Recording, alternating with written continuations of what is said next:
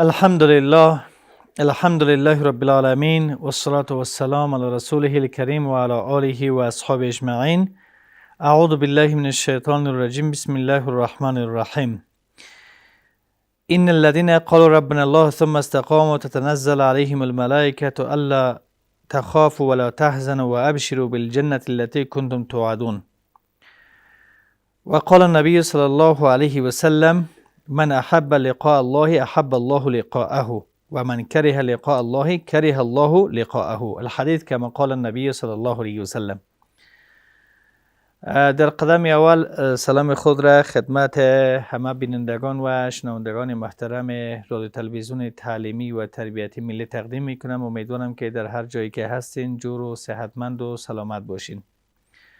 موضوعی که در این برنامه به صورت بسیار فشرده و مختصر خدمتتان تقدیم خواهم کرد راجع به خاتمی نیکو است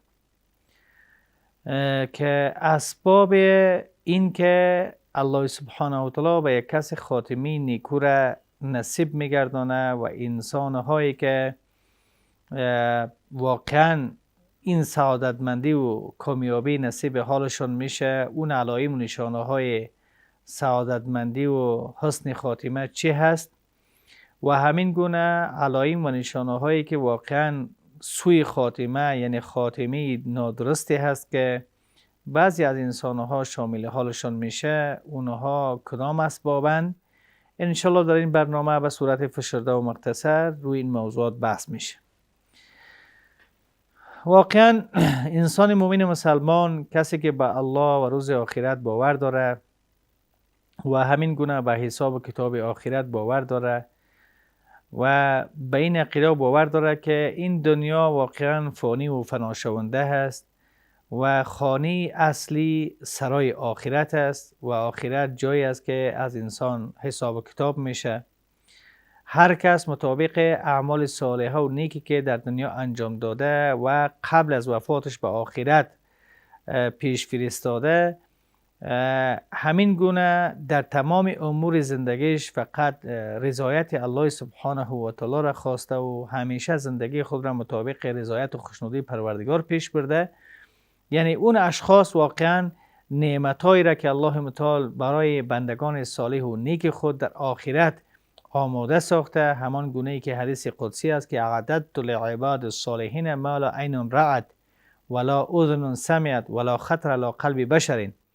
یعنی نعمت‌های را ما به بندگان مؤمن خود در آخرت آماده ساختم که تا هنوز اون نعمت‌ها را هیچ چشمی ندیده و هیچ گوشی نشنیده و تصور و صورت آن در قلب هیچ کس تا هنوز خطور نکرده. یعنی نعمت‌هایی است که الله سبحانه و تعالی به بندگان مؤمن خود در آخرت آماده ساخته. یعنی کسانی که واقعا خاتمه نیکو در دنیا شامل حالشون شده و از دنیا به خاتمه نیکو رفته.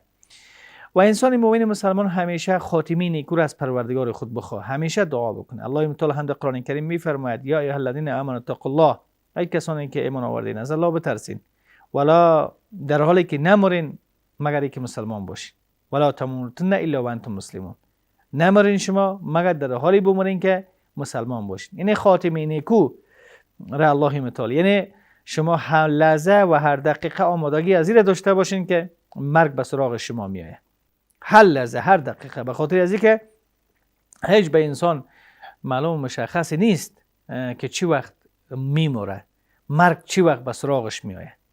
یعنی وقتی که مرگ آمد دیگه بر انسان فرصت داده نمیشه که یک آمادگی داشته باشه، توبه بکنه، نماز بخونه، عبادت بکنه. از این خاطر یعنی وقت ما مشخص و معین است.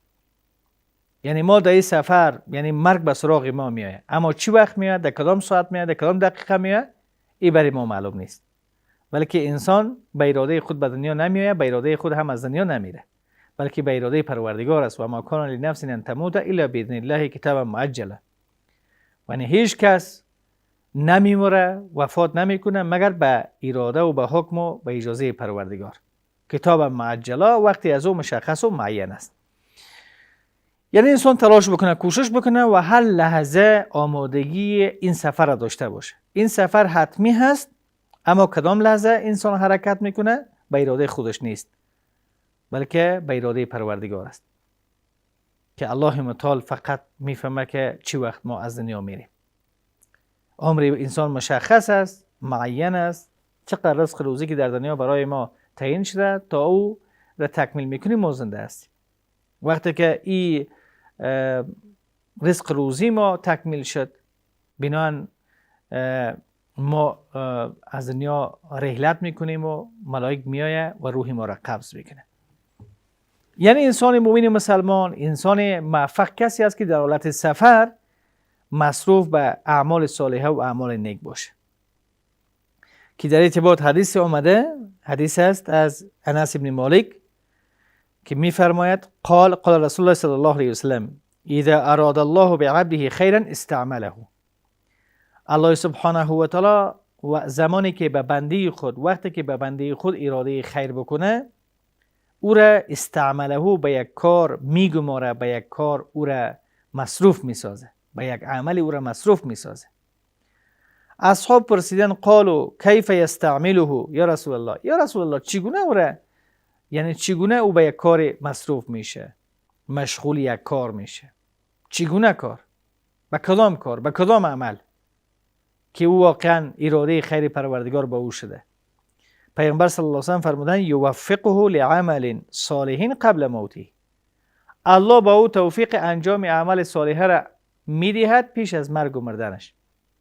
پیش از اینکه از این دنیا سفر بکنه، پیش از اینکه از نزد ما بروه، در آخرین لحظات زندگی خود اعمال صالحه و کارهای نیک و خوبی را انجام میده. میبینه که نفر وفات کرد در حال نماز خواندن، چون نماز در حالت سجده بود و قبض روح شده. شخص در حالت خواندن قرآن کریم است که قبض روح میشه. یک شخص در حالت حج است، احرام با بدنش است، وفات میکنه. یک کسی به خاطر آموختن علم از خانه خود بیرون شده، وفات میکنه. یک کسی برای به دست آوردن رزق روزی از مدرک حلال از خانه خود بیرون شده، وفات میکنه. یک کسی در رفتن به طرف مسجد است که وفات میکنه. یعنی این واقعا الله سبحانه و تعالی یوفقه لعمل صالح قبل موته. الله با او توفیق انجام اعمال صالحه و کار نیک را نصیب میگردونه پیش از اینکه وفات بکنه. پیش از وفاتش توفیق از این اعمال برش داده میشه. در حقیقت اراده خیر پروردگار به این شخص شده و این شخص واقعا شخص بسیار نیکبخت بوده که با اعمال صالحه، با کار نیک از دنیا میره و از دنیا میره و دفترچه اعمال از دنیا در حال جمع میشه که در آخرین صفحه اعمال نامه‌اش نوشته شده که این شخص در حالی از دنیا وفات کرد که با چنین عمل نیک و با چنین عمل صالحی مصروف و مشغول بود. خاتمه نیکو علاماتی داره که شخصی که در حالت احتضار قرار داره خودش میفهمه و همین گونه به دیگه مردم هم ظاهر آشکار میشه. خاتمه نیکو علائم و نشانه هایی داره که شخصی که در حالت احتضار مرگ هست که ملک الموت حالا میه به خدمتش، این خودش میفهمه و میدونه و همین گونه کسانی که در اطرافی از این هستن اینها هم میفهمه. علائم نشانه‌ای است که پیغمبر صلی الله علیه و سلم به ما توضیح داده، به ما بیان کرده که این دلالت به این میکنه که این شخصی نیکبخت و خوشبخت است.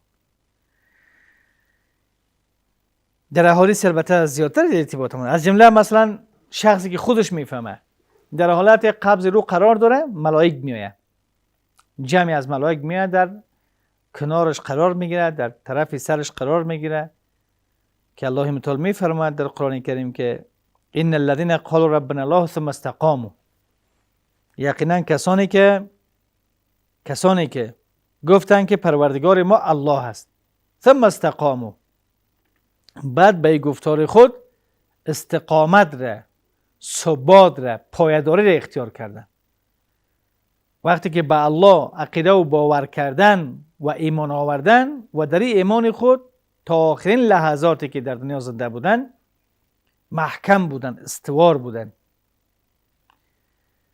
در این وقت میگه ملائک میآید، تتنزل علیهم الملائکه، به اینها، به این شخص به این اشخاصی که به این حالت استقامت را در راه دین انتخاب کردن، سختی ها و مشکلات های را به خاطر دین و دینداریشان متحمل شدن، ملائک در این حالت می آید.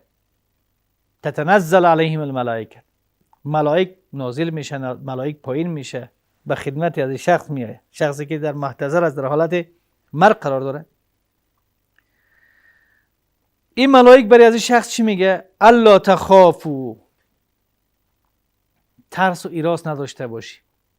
با این که در پیش رو داری ترس و ایراس نداشته باشی، نه ترس. ولا تحزنوا، با آنچه که از تو گذشته غمگین هم مباش. ای که از دنیا میروی غمگین نباش. و ابشروا بالجنة التي کنتم توعدون، بشارت و خوشخبری باد با اون جنتی که شما به او وعده داده می شدین. بشارت باد به شما، جنتی که برای شما در مقابل اعمال صالحه و در مقابل ایمان و ثبات و استقامت برایتان وعده داده می شد، که قرآن کریم برای شما کلام پروردگار وعده داده شده که کسانی که واقعا ایمان آوردن و در راه دین استقامت را انتخاب کردن، اینها در دنیا اگر به مشکلات ها و سختی های متحمل شدن، روبرو شدن، اما آخرتشون آخرت خوبی است. یعنی اینجا شخص میبینه و این بشارتی است که برای مؤمنین است در وقتی که در حالت مرگ قرار میگیرن، در قبورشان و در وقتی از قبرهای خود زنده میشه. این بشارت برایشون است و این اشخاص خودشون این علائم نشانه های خوشبختی و سعادتمندی و خاتمه نیکو را خودشون میفهمن و خودشون میدونن، چون ملائک برایشون میاد این مژده و خوشخبری برایشون میدهد. و همین گونه آنچه که دلالت به خاتمه انسان مؤمن مسلمان میکنه این است که از ام المؤمنین، از مادر مؤمنان بیبی عایشه صدیقه رضی الله تعالی عنها که الله از ایشان راضی باشه، روایت است که قالت قال رسول الله صلی الله علیه و سلم، ام المؤمنین فرمودن که گفتن که پیغمبر صلی الله علیه و سلم فرمود، پیغمبر صلی الله علیه و سلم فرمودن من احب لقاء الله احب الله لقاءه، کسی که ملاقات الله را دوست داشته باشه الله هم ملاقاتی از او را دوست داره. کسی دوست داشته باشه که الله را ملاقات بکنه، الله هم ملاقاتی از او شخص را دوست داره. و من کره لقاء الله کره الله لقاءه، کسی که ملاقات پروردگار ناپسند دانه الله هم دوست نداره که با او ملاقات بکنه، ملاقات داشته باشه.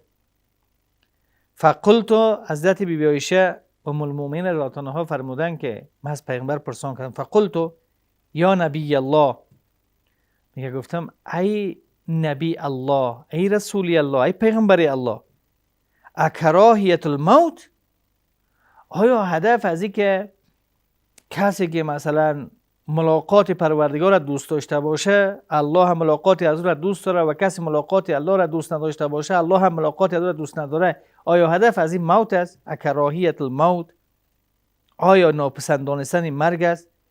فکلنا نکره الموت، همگی ما مرگ را دوست نداریم دیگه، هر کس مرگ را دوست نداره. پیغمبر صلی الله علیه و سلم فرمود که لیس کذالک، این گپ نیست، هدف از این گپ نیست که کسی اگر مرگ را دوست نداشته باشه یعنی الله هم را دوست نداره، کسی اگر مرگ را دوست داشته باشه الله را دوست داره، لیس کذالک، این هدفی گپ نیست. ولکن المؤمن، ولیکن مؤمن اذا بشر برحمت الله و رضوان و جنته احب لقاء الله، انسان مؤمن را وقتی که بشارت داده شود برایش به رحمت پروردگار، به رضامندی پروردگار، به جنت پروردگار، احب الله، احب لقاء الله، این شخص ملاقات پروردگار را دوست داره، یه شخص ملاقات پروردگار را دوست داره. و این الکافر، انسان کافر، اذا بشر بعذاب الله و سخطه، وقتی بشارت داده شود به عذاب پروردگار، یعنی که الله بالای از این غضب است. بله بفرمایید. سلام علیکم رحمت الله، بفرمایید چی سوال دارین؟ بله. الو سلام علیکم. و علیکم السلام برادر گرامی. سلامتی خوشحالی؟ الحمدلله زنده باش. تشکر برادر گرامی. بفرمایید چی سوال دارین؟ سوالتان چی است برادر؟ بله.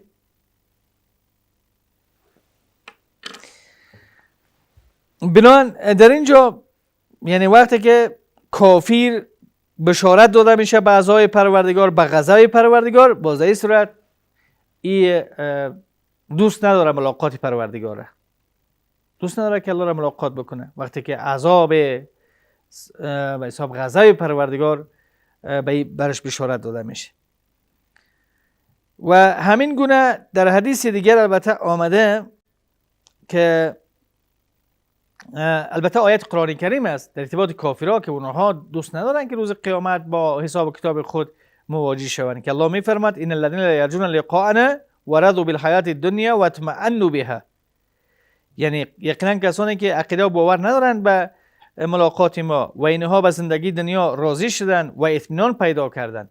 یعنی اینا کسانی بودند که دنیا را خانه ابدی خود فکر کردند و آخرت را فراموش کردند و خرسند و خوشحال به می دنیا بودند. با ای که با پروردگار روز قیامت ملاقات میکنن، روبرو میشن، به عقیده و باور نداشتن.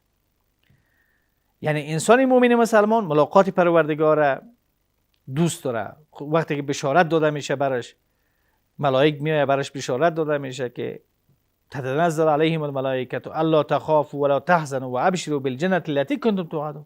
این وقت است که مومن مسلمان دیگه ملاقات پروردگار که با پروردگار خود روبرو شود نهایت را دوست داره و الله هم دوست داره. اما وقتی که انسان کافر در وقت مردن از عذاب پروردگار و از غضب پروردگار بالای از این شخص در مقابل کردارهای ظلم و کارهای زشت نادرستی که انجام داده برش گفته میشه، بازی دوست نداره که با الله روبرو شود.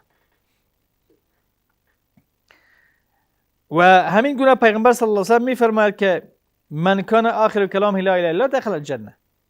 کسی آخرین سخن، یعنی یکی از علائم و یکی از نشانه های خاتمه نیکو به انسان مؤمن و مسلمان این است که النطق بالشهادت عند الموت. انسان در آخرین لحظاتی که از دنیا میروه کلمه شهادتین را به زبان بیاوره، کلمه را بخونه. حدیث پیغمبر صلی الله علیه و سلم است که میفرماید که من کان آخر کلامه لا اله الا الله دخل الجنه. کسی که آخرین حرفش از این دنیا کلمه لا اله الا الله باشه و به این کلمه از دنیا بمیره و وفات بکنه، او داخل جنت میشه. البته اینجا یک نکته را خدمتتون عرض بکنم که بعضی کسایی که در حالت کما میرن، مثلا تصادم میشه یا از جایی میافتن یا مثلا یک حادثه بالایشان میاد، همون لحظه دیگه از گپ زدن میمانن و در حالت کما هستن. در این حالت هم باید تلقین صورت بگیره.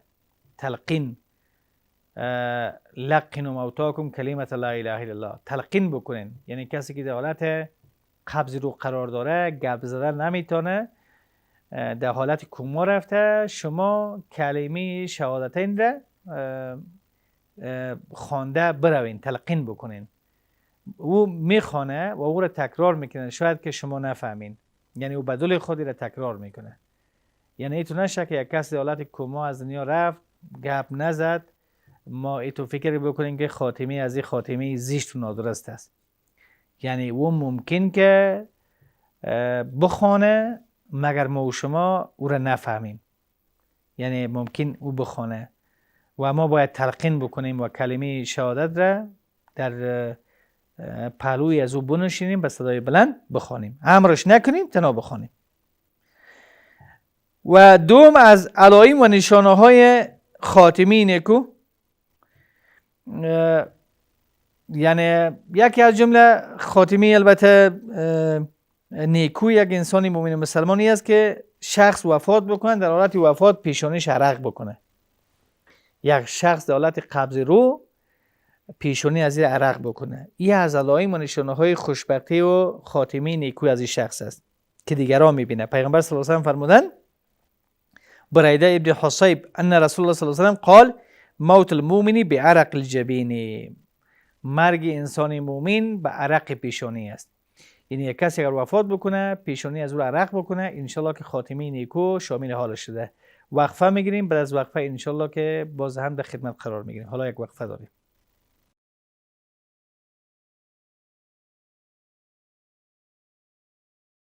قبل از اینکه در ارتباط موضوعی که عبارت از خاتمه نیکو هست، اینجا یک سوال مطرح شده. سوالی که یکی از بینندگان ما پرسیدن و گفتن که شوهرم زیاد به من توهین و تحقیر میکنه. یعنی شوهر به خانم خود بسیار توهین و تحقیر میکنه و چگونه باید با همچون یک شوهری که بجز از توهین و تحقیر چیز دیگه را یاد نداره از زندگی زن و شوهری، ما در مقابل از این من چگونه رفتار بکنم؟ آیا من سکوت اختیار بکنم؟ راه حل از دیدگاه اسلامی چه قسم است؟ اولی که متاسفانه بسیار از خانواده های ما این است که به این مفکوره و به این فکر هستند که اینمی زن را خانیمت که بود حق توهین داره که توهینش بکنه، داودش نام بتی، هر چی که از زبان بیایه برش بگوی هیچ گناهی نداره. فکر میکنن همه قسم است. یعنی زن است دیگه، زن هر چی که گفتی دیگه، هر چی از زبان تو آمد تو مؤاخذه نمیشی. در حالی که پیغمبر گرامی اسلام صلی الله علیه و سلم فرمودن سباب المسلمی فسوق، دشنام دادن یک مسلمان فسق است. فسق، انسان فاسق میشه. یعنی دشنام دادن یک مسلمان، یک نفر مسلمان تو دو دشنام بدی. و دیگه حدیث پیغمبر صلی الله علیه و سلم میفرماید که المسلم من سلم المسلمون من لسانی و یده. مسلمان واقعی است که کسی است که دیگر مسلمان ها از شر زبان و دست آن در امن باشه. از شر زبان و دست آن در امن باشه. وقتی که اسلام عزیز حتی دو دشنام دادن را به یک مسلمان دیگر فسق خوانده، پس یک شخصی که بیاید به خانم خود شریک زندگیش و کسی که در تمام عمر یک روز رخصتی نداره و همیشه در خدمت امی شوهر و در خدمت فرزندان امی شوهر خود قرار داره، رمضان و عید و کلی اوقات، یعنی گفتیم یک روز هم اینها رخصتی نداره. بجای از اینکه از اینها تقدیر شوه، بجای از اینکه احترام و محبت با اینها داشته باشه، یک شوهر، یک به حساب یک بچه، یک عضو کلان خانواده، توهین و تحقیر اینها را به حساب توهین شوند، تحقیر شوند. یعنی به هیچ وجه درست نیست و این واقعا ارزش های اخلاقی یک مرد مسلمان را در قبال خانواده زیر سوال میبره.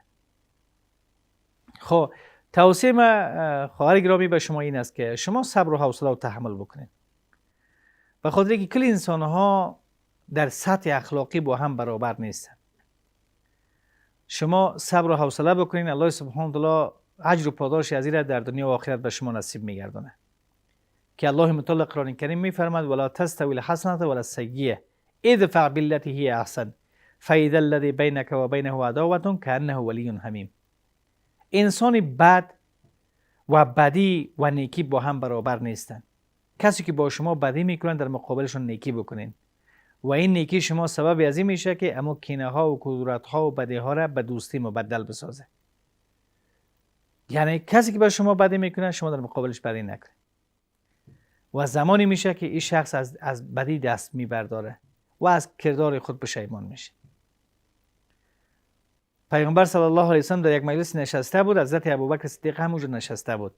یک شخصی آمد و حضرت ابوبکر صدیق را توهین و تحقیر و دو دشنام میداد. حضرت ابوبکر خاموش بود. زیاد که دو دشنام داد، حضرت ابوبکر هم آغاز کرد، شروع کرد هر چی که او میگفت اینم برش میگفت. پیغمبر صلی الله علیه و سلم مجلس ترک کرد و بیرون شد. حضرت ابوبکر فهمید که کدام اشتباهی اینجا صورت گرفت، فوراً از دنبال پیغمبر صلی الله علیه و سلم بیرون شد. یا رسول الله، پدرم مادرم فدایت شود، چرا بیرون شدی؟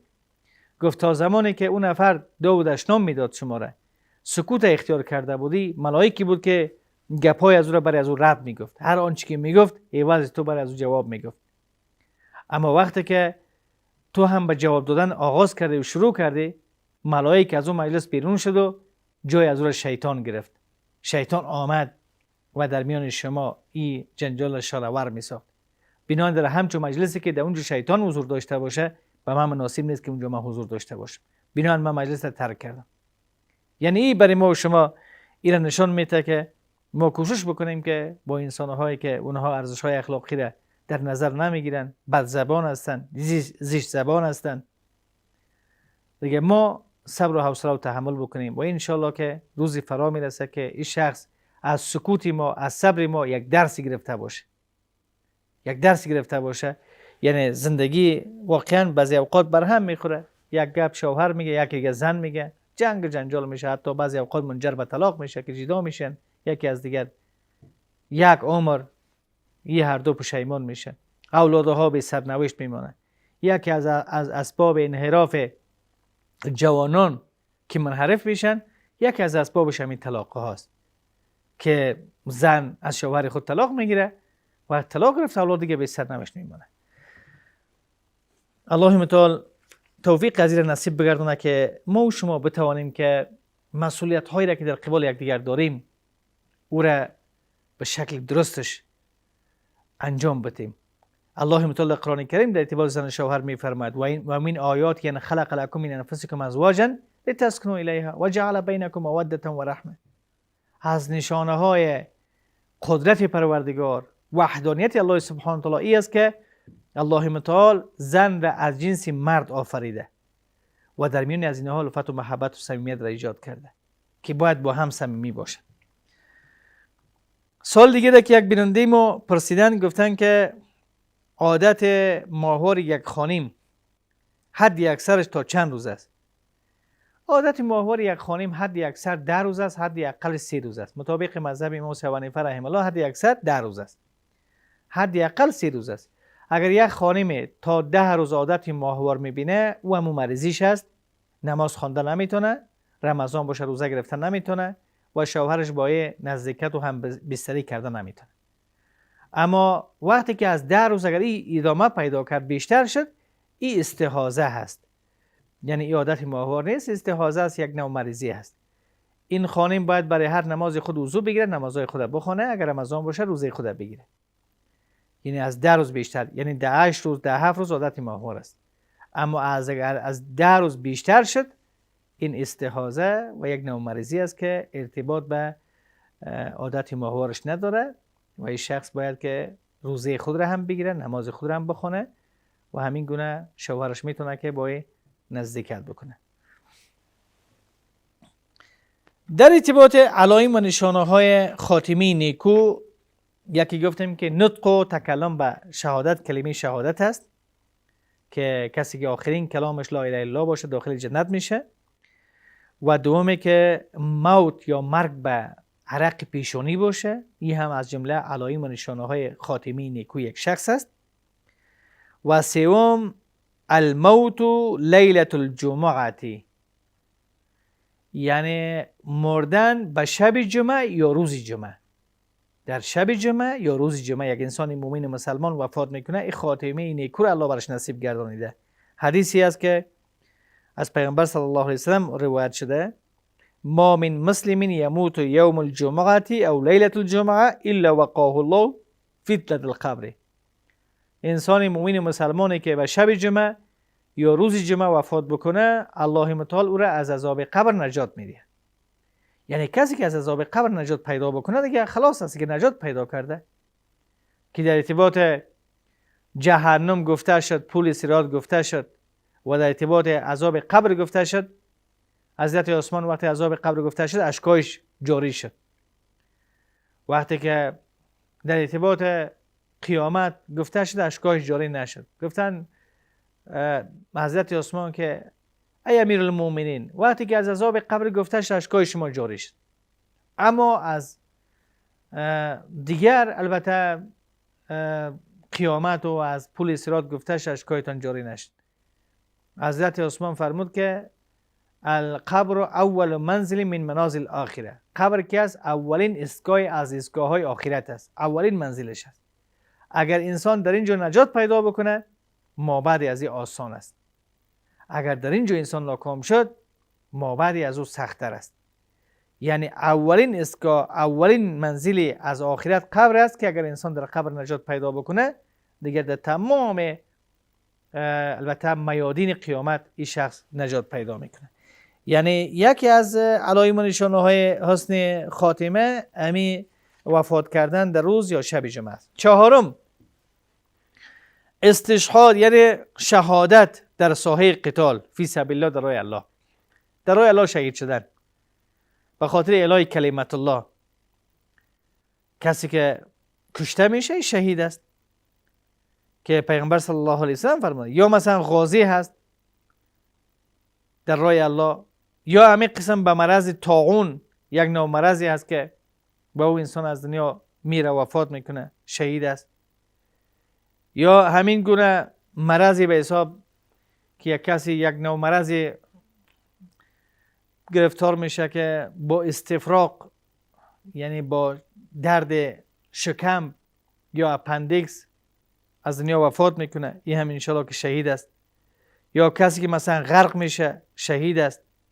کسی غرق میشه به دریا، میخواد که از دریا عبور بکنه یا به بالای پل عبور میکنه، یا به موتری هست که اون موتر به داخل دریا میفته، انشالله که اینها شهید هستند. چون در حدیثی آمده که امام مسلم روایت کرده که حدیثی است که معنای حدیثی که انه قاله، فرمودن که شما در میانتان عدد شهید یا که ها را شما شهید میدانین؟ گفتن که یا رسول الله من قتل فی سبیل الله فهو شهید. یعنی شهید نزد ما کسی است که در راه الله به خاطر اعلای کلمت الله کشته شد و شهید است. پیغمبر فرمود که اگر ای تو باشه این شهدا امتی ایدن لقلیل، اگر ای تو باشه شهدای امتی ما بسیار اندک و کم است دیگه. فقط کسانی که در راه اعلای کلمت الله کشته شوند شهید است. در این وقت دیگه شهدای امتی ما تعدادشان بسیار اندک و کم است. قالوا گفتن فمن هم یا رسول الله، یا رسول الله خو کیها دیگه شهید هستند؟ از پیغمبر خواستن که یا رسول الله با ما توضیح بده که غیر از کسانی که در راه الله کشته میشن که اونها شهید هستند دیگه کیها شهید هستند؟ پیغمبر صلی الله علیه وسلم فرمودن که البته عدد شهدا را بیان کردن، من قتل فی سبیل الله فهو شهید. کسی که در راه الله کشته شد او شهید است. و من مات فی سبیل الله فهو شهید. کسی در راه الله به خاطر الله از خانه بیرون شده میموره، یعنی کشته نمیشه، میموره، این شهید است. و من مات فی الطاعون فهو شهید. کسی به مرض طاعون، یک مرض البته خطرناکی است که کسی که به او مرض گرفتار میشه دیگه او میموره، این او شهید است. و من مات فی البطن فهو شهید. کسی به درد شکم درد از دنیا میره، این شهید است. والغریق شهید. و کسی که غرق میشه شهید است. دیگه روایت آمده والحریق شهید.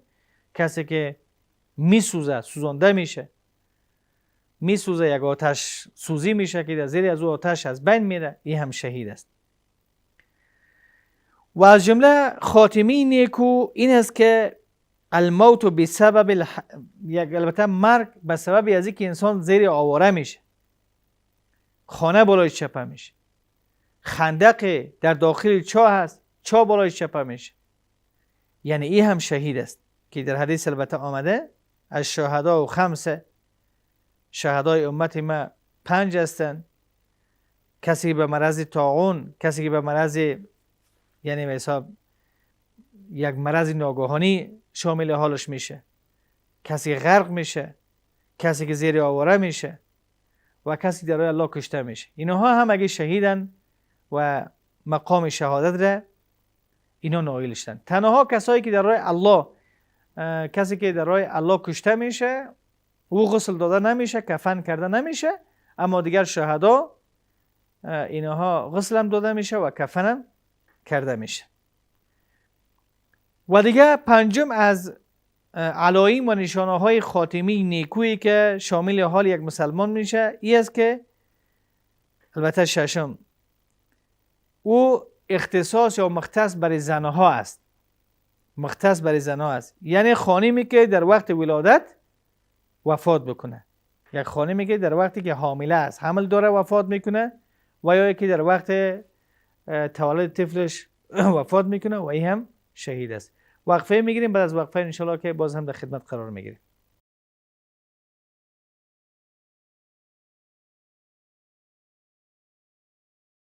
دو سوالی که مطرح شده، یکی از بینندگان ما پرسیدن که من زیاد استخاره میکنم مگر خواب نمیبینم. ببینین استخاره نتیجهش خواب نیست. نتیجه استخاره متاسفانه کلی مردم استخاره میکنه و جا به جا خواب میشه دیگه که در خواب ببینه. نه در خواب نه، در بیداری نتیجهش میبینین. نتیجه استخاره ای است که انسان وقت استخاره میکنه 2 رکعت نماز میخونه و بهتر و خوبتری است که این 2 رکعت نماز در قسمت‌های اخیر شب باشه، به خاطر از اینکه قسمت‌های اخیر شب وقتی است که دعای انسان استجابت میشه، قبول میشه و دعای استخاره هم دعا هست. انسان دعا میکنه، با پروردگار خود مشوره میکنه، از الله طلب خیر میخواه. 2 رکعت نماز میخوانین در قسمت‌های اخیر شب، بعد دستای خود بالا میکنین و دعای استخاره را که اللهم انی استخیرک بعلمک و استقدیرک بقدرتک و اسالک من فضلک العظیم، یعنی یا الله من از تو طلب خیر میکنم، من از تو طلب قدرت میکنم، یا الله تو میدونی من نمیدونم، یا الله امی تصمیم میره که ما گرفتیم مثلا امی ازدواج با فلانی، امی سفر از اینجا تا جایی که البته میخواین، یا خرید خانه، یا هر چی که در زندگیتان خاتمی از او برتون معلوم نیست که آیا به خیرتون است یا به شرتون، یا الله این تصمیم گرفتم اگر به خیر دنیا و آخرت ما است، یا الله این را برای ما آسان بگردان، برای ما مقدر بساز. اگر این کار و این عمل به خیر و بله. سلام علیکم رحمت الله. بله بفرمایید برادر. بله سلام علیکم. بله سلام علیکم مولوی صاحب، خوب هستین؟ بخیر. زنده باشید. تشکر برادر گرامی، بفرمایید. ما از چارقلای وزیر آباد هستم، فقیر احمد نامم است. من معتاد بودم بستر کردم تقریبا 20 ساله. حالا من گولی خو میخورم. خب 2 رقم گولیش میخورم. اگر در این حالت اگر من از خو میمرم چی رقم میشه؟ درست است فقیر محمد، من معلومات میتونم براتون. صحیح است. الله شما را خیر نصیب بگردانه. تشکر. بله با عزت باشه فقیر محمد، با عزت باشه، الله حفظتون کنه. تشکر. بنان این دعای استخاره است که یا الله اگر این کار به خیر دنیا و آخرت من نباشه، پروردگار من از این منصرف بساز و این کار از من دور بساز و هر جایی که خیر من هست پروردگار او را برای من مقدر بساز. این وقتی که شما خواندین ضرور نیست که شما بخوابین.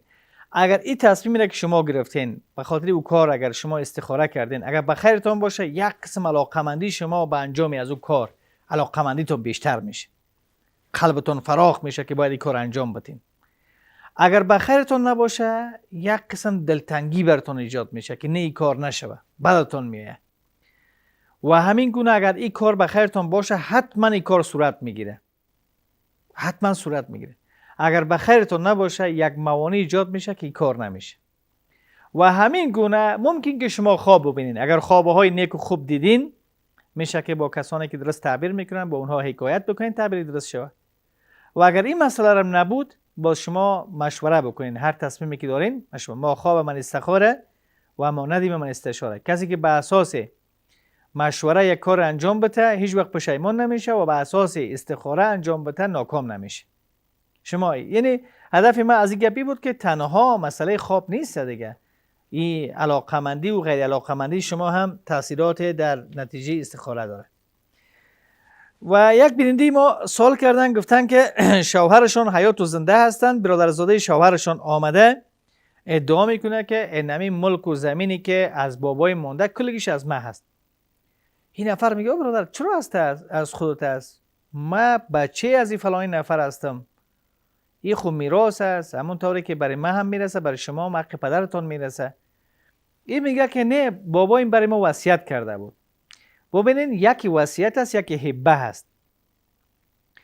اگر هبه کرده باشه یعنی بخشیده باشه، اگر یک شخص زمین خود را به نواسه خود بخشیده، به دختر خود بخشیده، به بچه خود بخشیده، و این هبه هم در زمان حیات واهی به همین شخصی که بخشیده در زمان حیاتش ای در ملکیت و در تصرف خود آورده باشه.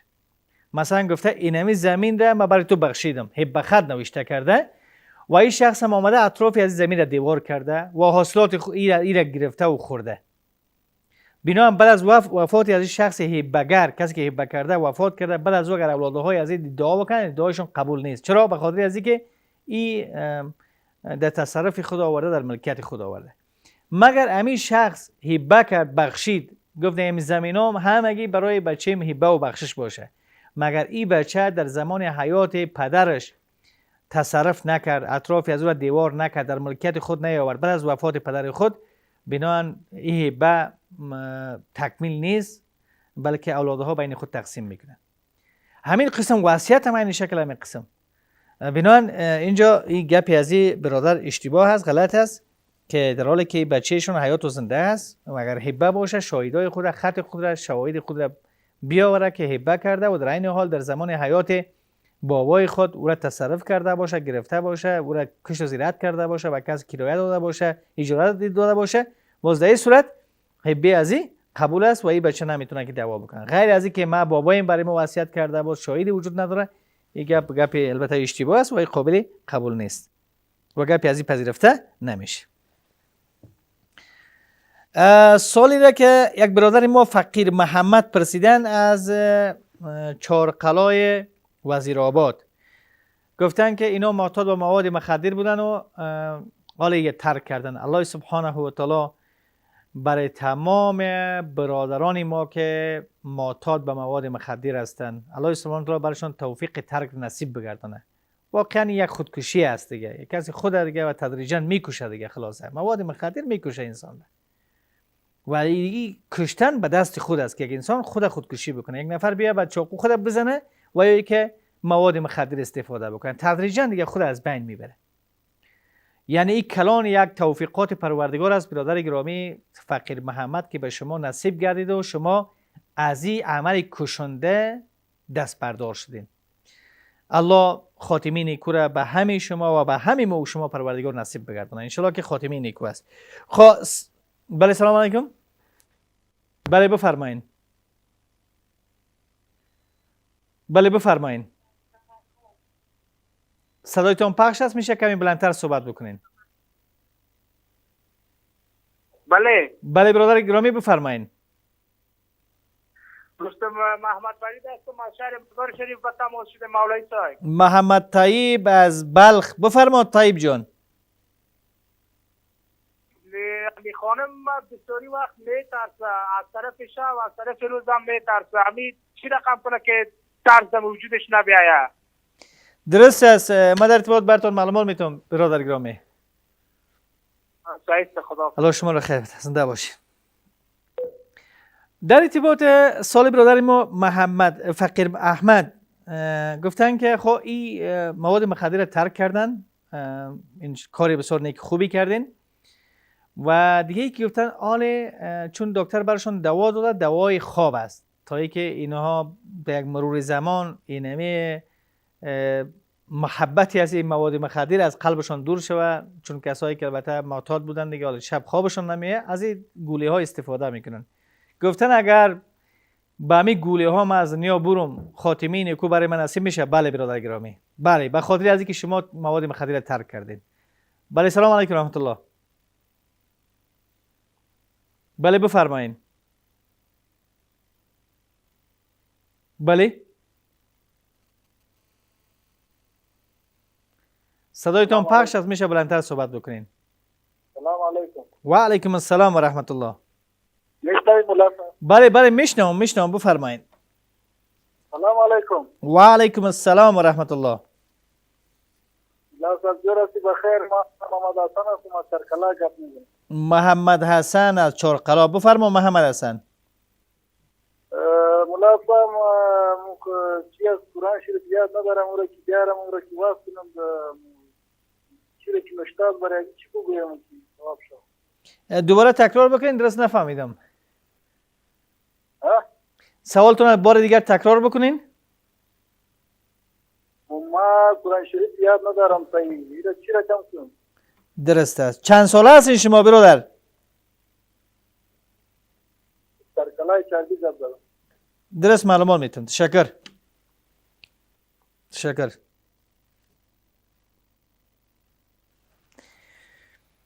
سوال دیگه را که یک بیننده ما مطرح کردن، گفتن در مورد جادو راه حلش چی است؟ خب اولی که در مورد جادو انشالله که زنده و حیات اگر باقی بود روز شنبه به صورت مفصل در ارتباط جادو صحبت میکنیم و راه های حلش هم انشالله که انسان چه قسم جادو را باطل بسازه. خب برادر، جادو همی است که همی حالت نرمال انسان تغییر میکنه و این تاثیرات و تغییرات هم در وجود انسان میاد به اذن و اجازه پروردگار است. و راه حل از این چی است؟ اگر یک کسی جادو شده باشه، یک کس جادو شده باشه، علائم نشانه‌اش چی است؟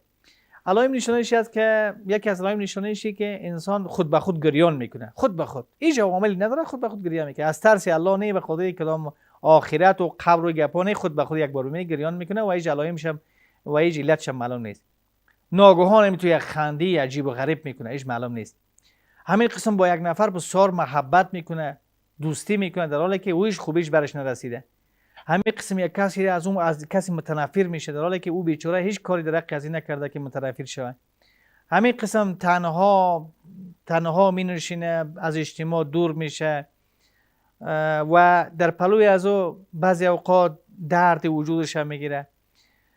خلاصه ای که این علائم و نشانه های جادو هست و در این حال راه حلش چی است؟ راه حلش چی است که اولی که شما اما شخص جادوگر را پیدا بکنید، آنچه که جادو کرده او را از بین ببره. دومی که اما محل جادو هر چیزی که نوشته کرده جای از او را تغییر بدین یا او را بسوزانید یا او را با آب بشوین، تاثیراتش از بین میره. و سومی که توسط خواندن دعاهای مسنونه، مثلا 3 بار خواندن سوره فاتحه، 3 بار خواندن آیه 255 سوره بقره، 3 بار خواندن آیه 107 الی آیه 122 سوره اعراف، 3 بار خواندن آیه 79 الی آیه 82 سوره یونس، همین قسم سوره مبارکه طه از آیه 65 الی آیه 69 و دیگه خواندن سوره کافرون 3 بار، سوره اخلاص 3 بار، معوذتین 3 بار.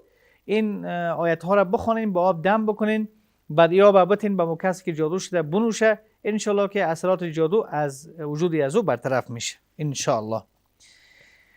محمد طیب از ولایت زیبای بلخ سوال کردن، گفتن که خانمشون بسیار زیاد میترسن. خب اولی که ببینید چرا ترسیده، کدام و کدام سیاهی را دیده. همین ترس اول یک مقدمه داره. یک روز مثلا یک شب در خانه تنها بودن، کدام سر صدایی را شنیدن، ترسیدن، حالا هم ترس در قلبشون جای گرفته یا در خوابشون ترسیده.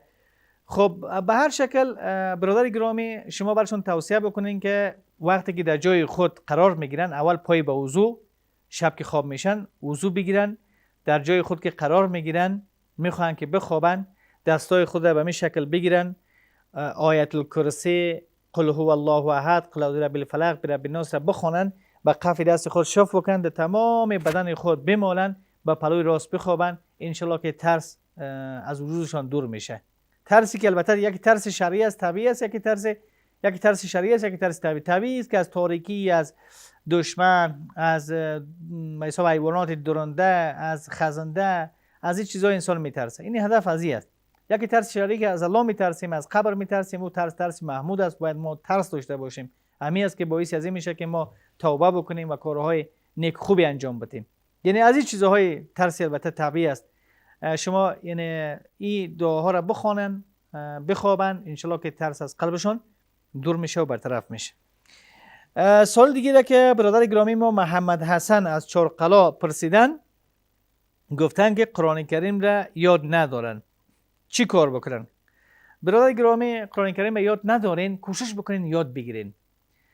قرآن کریم به زبانی است که اصلا سن و سال نمیخواه. در هر سن و سالی که شما باشین، کوشش به خرج بتین، تلاش بکنین، شما حتما قرآن کریم را یاد میگیرین. اگر کل قرآن کریم را یاد گرفتن نمیتونین، چند سوره از قرآن کریم را یاد بگیرین. امون چند سوره قرآن کریم را در نمازهایتون بخوانین، امون چند سوره قرآن کریم را همیشه تلاوت بکنین. الله سبحانه و تعالی ثوابش براتون نصیب میگردونه.